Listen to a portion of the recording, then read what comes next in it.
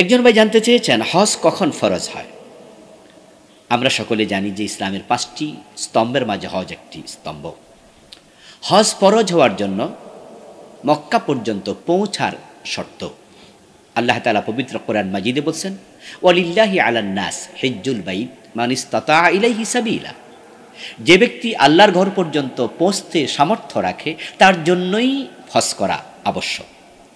তো এখন বাংলাদেশ থেকে পৌঁছতে হবে কিভাবে? হয়তো বিমানে, না হয় পায়ে হেঁটে, না হয় কোনো বাহনে চড়ে, অথবা পানির কোনো বাহন, জাহাজে। যদি আপনি পৌঁছার সামর্থ্য থাকে তাহলে আপনার উপর হজ ফরজ। এখন আমরা বিমানে যাই, তাহলে যাওয়া আসার জন্য বিমান ভাড়া, হজের আনুষঙ্গিক যে খরচ আছে অতটুকু আপনার থাকতে হবে। এবং আপনি হজ থেকে ফিরে আসা পর্যন্ত আপনার পরিবারে যারা আছে, নিজের স্ত্রী, সন্তান, মা বাবা অথবা অন্যজন যারা আপনার পরিবারভুক্ত আছে, আপনি ফিরে আসা পর্যন্ত তাদের খাবার দাবারের যোগান দেওয়ার মতো অর্থ থাকা লাগবে। তাহলে যাওয়ার জন্য, আসার জন্য সঙ্গতি, শারীরিক এবং আর্থিক। পরিবার পরিপালনের জন্য এই কয়দিনের সঙ্গতি। আর যদি নারী হয় তাহলে তার সাথে মাহারাম থাকা লাগবে। এই কথাগুলো যা বলা হলো, যদি কারো ভিতর উপস্থিত থাকে তার জন্য হজ ফরজ হয়ে যাবে। একজন ভাই জানতে চেয়েছেন শিয়াদের ব্যাপারে আহলে সুন্নাত ওয়াল জামাতের অবস্থান কি, তাদের কারো মৃত্যুতে দোয়া করা যাবে কি না। আসলে শিয়াদের আকিদার ব্যাপারে তো আহলে সুন্নাত ওয়াল জামাতের সকলে আমরা স্পষ্ট যে তাদের আকিদা প্রশ্নবিদ্ধ। তাদের কেউ কেউ একবারে কুফরি পর্যন্ত গড়িয়ে যায়। তাদের কারো কারো আকিদা কুফর পর্যন্ত না গেলেও তারা অনেক রকমের শিরকে লিপ্ত। শিয়াদের মাঝে অনেকগুলো গ্রুপ আছে, আমরা জানি। তার মাঝে কোনো কোনো গ্রুপ সরাসরি কুফরি করে, কোনো কোনো গ্রুপ শিরক করে, আর সবচেয়ে ছোট গ্রুপ যেটা, সেটা বেদাতের সাথে সম্পৃক্ত। শিয়াদের মাঝে বেদাত করে না এমন শিয়া পাওয়া খুবই কঠিন। তাদের আকিদার প্রশ্নে আমরা নিশ্চয়ই প্রশ্ন রাখি, এই জন্য তাদেরকে আমরা ফেরকায়ে দল্লাহ বলে থাকি। তারা পথভ্রষ্ট সম্প্রদায়। তবে সকলকে এক বাক্যে কাফের বলে দেওয়ার কোনো সুযোগ নেই। তাদের মাঝে কেউ কেউ রাসূলুল্লাহ সাল্লাল্লাহু আলাইহি ওয়াসাল্লামের রিসালাত পর্যন্ত স্বীকার করে। তারা বলে যে জিবরিল আমিন ভুলে রাসূলের কাছে ওহী নাজিল করেছে। মূলত ওহী নিয়ে আল্লাহ তাকে পাঠিয়েছিলেন হযরত আলীর কাছে, নাউযুবিল্লাহ। এবং তাদের মাঝে সাহাবায়ে কেরামকে তারা গালিগালাজ করে প্রকাশ্যে, এমন অসংখ্য শিয়া আছে। বিশেষ করে হযরত আবু বকর, ওমর এবং ওসমান রাদিয়াল্লাহু তাআলা আনহুকে প্রচণ্ড রকমের গালিগালাজ করে। মা আয়েশা চরিত্রে কলঙ্কের তিলক এঁকে কথা বলে। তারা হযরত আলী, হযরত হাসান হোসাইন, হযরত ফাতেমা, আব্বাস রাদিয়াল্লাহু তাআলা আনহু তাদেরকে খুব শ্রদ্ধা করে। এই ব্যতি রেখে আর বাকি সকল সাহাবীকে মুরতাদ বলে, কাফের বলে, এমন শিয়াও আছে, নাউযুবিল্লাহি মিন যালিক। তবে হ্যাঁ, তাদেরকে যেহেতু আমরা কাফের মনে করি না, কাফের বলি না এক বাক্যে, সেহেতু তাদেরকেও মারা গেলে দোয়া করতে অসুবিধা নেই। কারণ যারা সরাসরি কাফির এবং মুশরিক, তাদের জন্য দোয়া করার অনুমতি নেই। আর যদি শিয়াদেরকে কাফের এবং মুশরিক মনে করা হতো তাহলে তাদের জন্য কাবা জিয়ারতের অনুমতি দেয়া হতো না। পবিত্র কোরআন মাজিদ আল্লাহ তাআলা বলেছেন, ইন্নামাল মুশরিকুনা নাজাস ফালা ইয়াকরাবুল মাসজিদাল হারাম বা'দা আমিহিম হাদা। যারা মুশরিক তারা তো নাফাক, তারা ফাতহ মক্কার পর থেকে কিয়ামত পর্যন্ত মসজিদে হারামের কাছাকাছি যাওয়া নিষিদ্ধ, আল্লাহ নিষেধ করেছেন। এই জন্যই আপনারা জানেন যে পৃথিবীর কোনো অমুসলিম, ইহুদি, খ্রিস্টান, হিন্দু, তাদেরকে মক্কা শরীফে যাওয়ার অনুমতি দেয়া হয় না। তারা কাবাতুল মুকাররমা যেতে পারে না। কিন্তু শিয়ারা হজ করতে মক্কায় যায়। সৌদি প্রশাসন তাদেরকে মানা করে না, অথবা পৃথিবীর কোনো আলেম বলেনি শিয়াদের জন্য কাবার অঙ্গনে যাওয়া নিষিদ্ধ করা হোক। কারণ এক বাক্যে শিয়াদেরকে কেউ কাফের অথবা মুশরিক বলে না।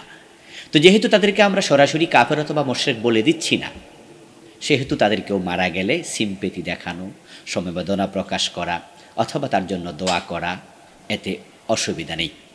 কারণ আপনি কাফের নয়, মুশরিক নয়, এমন প্রত্যেক ব্যক্তির জন্যই দোয়া করার সুযোগ রয়েছে আপনার জন্য। আর ইতিমধ্যে আমরা দেখেছি যে ইরানের প্রেসিডেন্ট তিনি মারা গিয়েছেন হেলিকপ্টার অ্যাক্সিডেন্ট করে, সেখানকার স্বরাষ্ট্রমন্ত্রী সহ আরও কিছু মানুষ। এ নিয়ে বিতর্ক উঠেছে আলেমদের মাঝে। কেউ কেউ বলছেন যে তাদের জন্য দোয়া করা যাবে না। আমরা বলছি যে না, এটা ঠিক নয়, এই চিন্তাটা ঠিক নয়। কোনো ব্যক্তির কুফরি থাকা আর ব্যক্তিকে সরাসরি কাফের বলে দেয়া এক জিনিস নয়। অনেক বিষয়ে আমরা কুফরি বলি, শিরিক বলি। মান তারাকা সালাতাম মুতাআম্মিদান ফাকাদ কাফার। যে ব্যক্তি ইচ্ছা করে নামাজ ছেড়ে দিল সে কুফরি করলো। এ কথার অর্থ কি বেনামাজি মারা গেলে আমরা দোয়া করব না? দোয়া করা এক কথা, আর ব্যক্তির কুফরি নিয়ে আলোচনা করা ভিন্ন কথা। আবার কোনো ব্যক্তিকে সরাসরি কাফের বলে দেয়া সেটা ভিন্ন কথা। তো যারা ইতিমধ্যে সকল শিয়াকে কাফের বলে দিচ্ছেন, শিয়াদের মাঝে হজরত আলীকে শ্রদ্ধা করে কিন্তু আবু বকরকে গালি দেয় না, ওমরকে গালি দেয় না, রাসূলুল্লাহ সাল্লাল্লাহু আলাইহি সাল্লামকে রাসূল মনে করে, জায়দিয়া সহ এমন কিছু শিয়া তো আছে যারা কাফের নয়। তা আপনি যদি এক বাক্যে শিয়াকে কাফের বলে দেন, তাহলে তো তাদের কুফরি যদি বাস্তবে না থাকে, আপনি তো ওই ফতুয়ার কারণে নিজেই কুফরিতে পড়ে যাবেন। এর জন্য আবেগে কথা বলতে নেই, দলিল ভিত্তিক কথা বলতে হবে।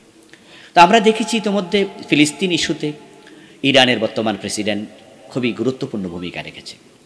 যা আমরা যারা সুন্নি, আমাদের সুন্নি রাষ্ট্রগুলো ফিলিস্তিনের পক্ষে কতটুকু ভূমিকা রেখেছে।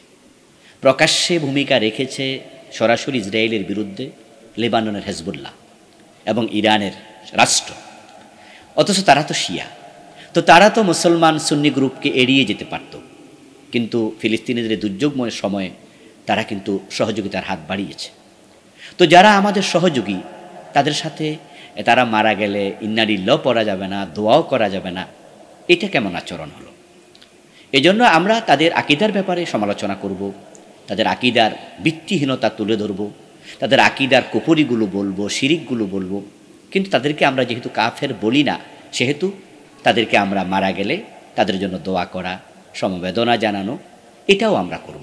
এটা একটি মানবিক বিষয়ও বটে।